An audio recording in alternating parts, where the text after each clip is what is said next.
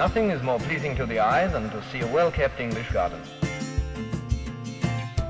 But only in recent years have we realized that these wild flowers have produced health as well as beauty.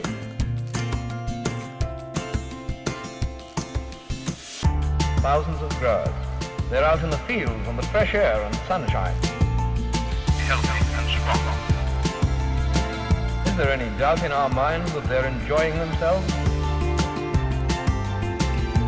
Filling their bags with tokens of purity. Fresh air and sunshine. As they move from bush to bush, filling their bags, there is a healthy and competitive spirit amongst them. The highest standards are maintained. Health as well as beauty. Tokens of purity.